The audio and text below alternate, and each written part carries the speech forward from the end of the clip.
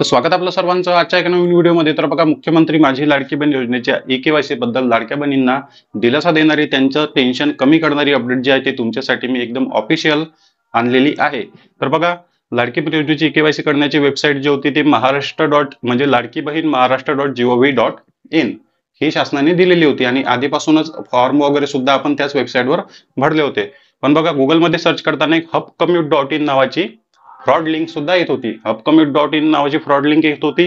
त्या लिंकवर क्लिक केल्यानंतर सारखंच पेज ओपन होत होतं, लाडकी बहीण योजनेची ओरिजिनल वेबसाईट आणि duplicate website same to same page जे आहे ते ओपन होत होतं। त्यामुळे ई-केवायसी ची फ्रॉड वेबसाईट कोणती आणि ओरिजिनल वेबसाईट कोणती याबद्दल लाडक्या बहिणींना माहिती नव्हती।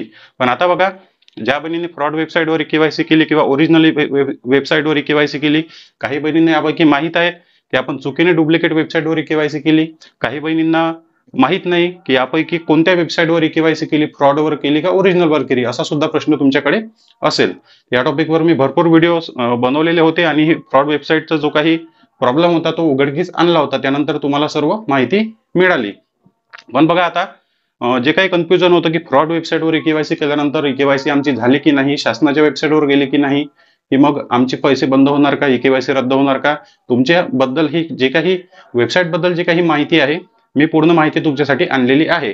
मी आजच वर्धा येथील महिला व बाल विकास विभाग कार्यालयामध्ये जाऊन आलेलो आहे। त्या ठिकाणी त्यांना सांगितलं की हा आधार क्रमांक आहे, म्हणजे माझ्याकडे एक आधार क्रमांक होता, त्या बहिणींनी सांगितलेलं होतं की मी चुकीने त्या फ्रॉड वेबसाईटवर केवायसी सबमिट केलेली आहे। मग मी त्यांचा आधार क्रमांक महिला व बाल विकास विभाग कार्यालय वर्धा या ठिकाणी घेऊन गेलो, त्यांचा आधार क्रमांक चेक केला तर त्यांची गव्हर्नमेंटच्याच वेबसाईटवर ई-केवायसी सबमिट झालेली आहे। त्यांनी कुठे केली ई-केवायसी? फ्रॉड वेबसाईटवर, पण गव्हर्नमेंटच्याच वेबसाईटवर ई-केवायसी सबमिट झालेली आहे।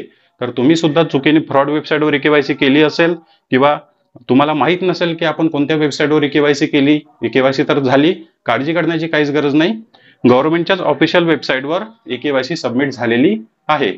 जरी तुम्ही या चुकीच्या लिंकवरून ई-केवायसी केली असेल तरीही ती ई-केवायसी तुमची ओरिजिनल वेबसाईटवरच केलेली आहे, कारण ते फ्रॉड करणाऱ्या लोकांनी जी आहे या लिंकच्या मदतीने त्या फ्रॉड करणाऱ्या लोकांनी वेबसाईटचं सर्व्हर जे आहे ते चोरून घेतलेलं होतं।